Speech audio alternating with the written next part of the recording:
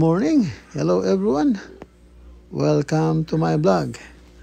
Mga ka-SK, magandang araw po sa inyong lahat kung saan man kayo naroroon. At ito, samahan nyo kami. Update lang po natin ng Joyette's Farm sa Zambales. Ayan, ang ating bukid ay katapos natin pinarotor. Mga ilang linggo may damo-damo na ng konti at nagka uka-uka ang ika nga yung ating mga pinitak, no? So kaya pinababalsa natin para pumatag ng konti at makuha yung mga damong mga natuyo-tuyo dyan para pagkatas niyang mabalsa, nabuhagang na yun, matudlingan at tatamnan natin ng sitaw. Yan, sana pag natanim na yung sitaw, wag na sanang umulan. At para hindi naman lumubog at mamatay ang ating tanim. Sayang naman. So, hopefully, kung uulan man, thanks God, sana wag magtagal. At wag magbabad ng tubig o ano. Ayan, at yan, pinapatag ng husto yan, binabalsa. Sinuyod kaninang konti at ngayon binabalsa na para noon malinis mabuti yung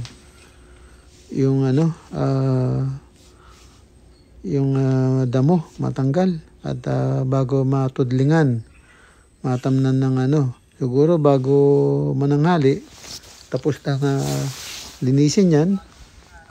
Medyo hindi naman lahat, ang ganun lang, 3 pinitak lang naman yun. Tatamnan lang ng sitaw ang pinalilinis natin para matudlingan na, makaumpisa na magtanim.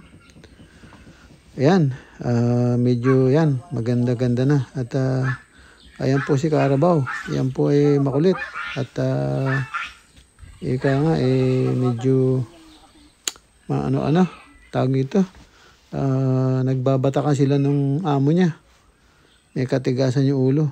Kaya paspas ang mabilis naman nagmamadali yung kalabaw. So, yan, sana matapos at matudlingan. Palagay ko, bago mananghali, mag-lunch sila, tapos na yan. Para yun, tutudlingan na. Tapos nilang kumain at matamnan na ng sitaw. Medyo mabilis naman lumakad yung kalabaw. So, panigurado, makakarami sila ng tanim dyan. So, malay natin, baka matudlingan ng buo. So, tatamnan na lang. Habang tinutudlingan naman, susunod na si Gerald dyan para matamnan na sitaw. Para at the same time, natatamnan na agad hanggat basa pa yung lupa na tinudlingan. Ayan, samahan nyo kami. At ito, tingnan natin. Habang binabalsa yung lupa, ito si Gerald gumagawa ng ng kama rito, ng garden bed, no? At magpupunla po kami ng talong saka sili na pansigang. Yan, may buto na po kami. Yan, pinagagawa ko lang siya ng garden bed. Pinuhin yung lupa. Yun. Tapos magbububod tayo ng buto ng talong saka ng sili para makapagpunla na. So habang inaayos yung balag nung sitaw, nakapunla tong sili saka talong. Tamang-tama siguro, tapos ng lahat yung balag at ready na sigurong itanim yung ating ipupunla dyan na talong at siling pansigang. Ayan ang gagawin natin ngayon. So, kaya yan si Gerald, inaayos na niya yan para just in case matapos yung binabalsa bago mananghali, tapos na rin siya dun sa garden bed. So, yun. So, pwede na siyang pag nagtudling, pwede na rin siya magtanim ng sitaw. So, yan po ang diskarte namin para walang masayang na oras. At para makaredy na sila ng ng tanim kahit yung sitaw man lang maitanim ngayon, at least habang naghihintay tayo ng seedlings o ating punla ng talong sa kasili, ang ating sitaw ready na at lumalaki na, tumutubo na ng gusto. At ayan, maagang natapos ng pagbabalsa ang ating kasama. At napakabilis ng kanyang kalabaw. Kaya ayun, sinubukan niyang tudlingan. Kaya lang, ang pagtudling niya para sa akin, hindi ako kumbinsido. Dahil dapat, pag nagtudling ka ng dyan sa mga ganyan na bukid, dapat sa gitna ka mag-uumpisa, hindi sa tabi. Kasi pag sa gitna ka nag-umpisa, diretso yung mga tudling mo. Kung sakali man umabot dun sa hindi pantay, sa tabi, dun lang siya mag-a-adjust. Mapuputol yung tudling dun. Pero at least sa gitna ka mag-umpisa para dire-diretso yung mula gitna, panabi. So, bahala siyang kukorte dun. Dun ka mag-stop sa kung saan man umabot na Ayan, at magre-ready na po sila at chichibog na. 346 minutes later. Ayan mga ka-SK, after nilang chumibog, ayan na. Bumanat na sila ng tudling uli. Ayan, at si Gerald naman, yun, tinatanim na yung sitaw. At the same time, para medyo basa-basa pa. Ayan, tamang-tama. Ayan, baka sakali matapos nila yan. Mukhang kasi mabilis yung kalabaw maglakad. So, ayan si Gerald. Siya lang mag-isa magtatanim. Kaya naman daw niya, sabi niya. Apak-apak lang naman yan. Yan. Hindi naman masyadong malalim. So, yan, mga ka-SK. Pagtatanim ng sitaw. Ganyan ang ginagawa ko, kaya yan ang tinuro ko sa kanya para mabilis. Saglit lang doon, kaduman mo. At tuturuan din natin siya kung paano magbalag para mabilis din. Bilis ng kalabaw, tinan nyo. Mabilis ang kalabaw, parang nagmamadali. Ayan, ayun nga, tulad ng sabi ko, yung pagtudling dapat sa gitna nag-uumpisa.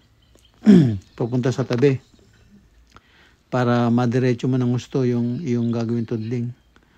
Ayan mga ka-SK, nakakatanim na si Gerald. Sana kahit papano makalahati nila yan para konti na lang kinabukasan. Pero palagay ko mayayari nila kasi maaga pa So mabilis yung kalabaw. Tignan natin, malaman natin kung matapos. Kailangan mabilis din si Gerald magtanim. O either na siguro baka tulungan siya ng Bagay, hindi naman yan Ang importante matudlingan lahat. Kahit na bukas diretso na lang yung pagtatanim. So, ayan po. At sana samahan nyo kami hanggang matapos to. Tingnan natin kung hanggang saan matatamnan ni Gerald tong araw na to. Ayan mga KSK. At ayos, sana panalangin na hindi masyadong umulan. Umulan man, na sagling oras lang. At yun, araw na kinabukasan. So yun, magandang yun. Laging basa yung lupa at hindi naman nagbababad ng tubig. Ayun ang maganda. Alis ka dyan, may kalabaw. Ayan, at yung ating aso nakikihalo. Ayan, yun ang problema dyan Yung sabi ko sa kanya, yung binhi na talong bakuran kasi kundi kakalkalin ng aso yun, sayang. Ayan po mga ka-SK, Samahan nyo kami. At sana matapos ngayong araw itong ating pagtatanim ng sitaw. Inuna ko yan kasi gagawa pa ng balag. Maraming gagawin. So kaya kailangan na mauna yan. So habang naghihintay kami ng seedlings, punla ng talong sa kasili.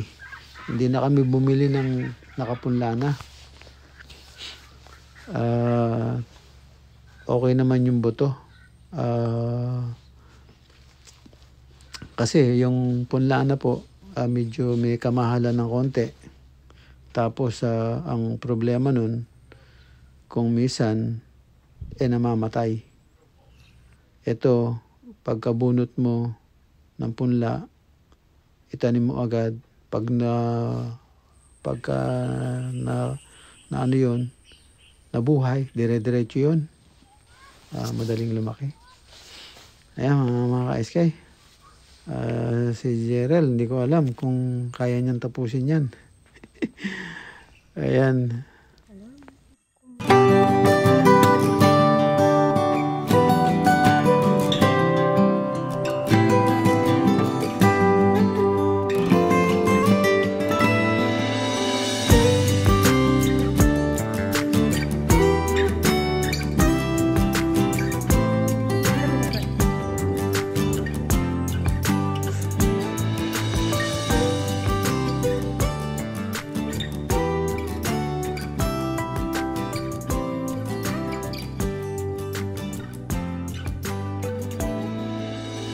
Ayan mga ka-SK, si Gerald, ayan, nagpahinga muna yung kalabaw. At si Gerald, ito, tinatamnan niya itong natitira pa. Pagkatapos nito, magbe-break sila, magmimerienda. Ayan, tapusin lang ni Gerald to, magmimerienda, tapos tutudlingan na uli. Yung hindi matatamnan ni Gerald, itutuloy na lang bukas. So, itutuloy na lang bukas. At, yun. Siguro, konti na lang yun. Konti na lang. At, siguro, merong kaming mga poste na dyan. Maaaring baka magbabaon na rin siya ng mga poste. Yun ang sabi niya. So, yan. Break time sila. A few moments later. Ayan, tapos na sila mag-break time. Ayun, yung kalabaw kinuha. At ang problema daw, akala nila naka-record yung kanilang camera. Hindi pala. Kaya yun, ang nangyari, ayan, ang dami nang natudlingan. Ang dami na natudlingan. Nung nakita nilang yung camera, hindi pala na-set. So, ayan. Malapit na pong matapos ang pagtutudling. So, matapos ang tudling ngayon, kaya lang hindi pa matatamnan ni Gerald. At medyo hapon na po. Dumidilim na. So, ayan. Bukas niya itutuloy. Bukas ng umaga. Pag natapos siyang tamnan, siguro mga ilang tudling lang siyang hindi niya matatamnan kasi andito na rin siya eh. So, yun, kung matapos siya bukas diyan tamnan, tuloy pa rin siya. At yung mga poste daw, ni-ready na niya. Magbabaon na siya ng poste para dire-diretso. Ayan mga ka-SK, mabilis yung kalabaw. So ayan no, ginawa ko, hindi kasi medyo bumagal nung una. So ngayon, every 4 feet ang kanyang ginawang tudling ng baligtaran para matamnan yung yan nga yung tudling. So every 4 feet lang yung luwang. So, yung gitna hindi ko na pinaararo. Pinakuan para kasi siguro pag sumobra o marami pang tira yung ating punla na talong o siliman, tataman na namin yung gitna. Ang gitna niyan para at least meron intercrop. Ayan mga ka-SK, merong hindi natamnan si Gerald, 3 tudling, kaya itutuloy bukas. 1,000 years later. 1,000 years later. Ayan mga ka-SK, good morning. Ayan, natamnan na ni Gerald yung 3 tudling bago niya sinetap yung camera. So ayan, nagbabaon na siya ng ng tulos. Tulos ng poste. Yung mga posting ni ready niya. Ayan. Kukuha pa raw siya ng kawayan. So ngayong araw din to. So ayan, lahat ng niya na poste, ayan, binabaon na niya. Yun, ang sabi niya sa akin, pag nabaon niya na raw lahat yan, ay kukuha siya uli ng poste sa kawayan o kahit kahoy. So may bundok sa tabi namin. Kumukuha lang naman siya ng mga sanga-sanga, hindi naman siya pumuputol ng kahoy. At yun, saka yung mga pinagputulan na kawayan dun sa ating kaibigan. So kinukuha niya para malinis na pati. So kailangan yun kasi yung maliliit, may kumukuha ng kawayan, yung maliliit iniiwanan. So sabi ko kunin yun para luminis. So ayan, kaya yan ang ginagawa niya ngayon. Nagbabaon siya ng poste. Pagkatapos nun yun, siguro pag naubos yan, kahit na hindi pa pananghalian siguro, baka kukuha na siya ng poste o after mananghali siguro. Ayan mga ka-SK, inaano niya yung mga poste. Yan, sinusukat-sukat niya kung saan niya ilalagay yung mga poste. Sabi ko sa kanya, sitaw lang naman yan, hindi na kailangan yung maraming poste kasi magaang lang naman. Dadagdagan namin ng poste yan kung magtatanim kami ng ampalaya. Maaari siguro mga next year kung sakaling Ayan. So ang sabi ko sa kanya, yung poste kahit na mga 15 feet 15 feet o 20 feet yung layo, okay na. Masyado ng yun. So ayan, sinusukat-sukat niya. Tingnan natin kung, kasi kailangan medyo magtipid ng poste, mahirap. Baka kulangin kami. So ayan, ayan pa rin, inaano niya, tinatapos niya yung mga posting na nandun dyan. Tapos ngayon, yun, siguro after lunch, ayan, nagre-ready na siya, magla-lunch na raw. 346 minutes later. Ayan mga ka-SK, nako, hindi naman dinala ang camera.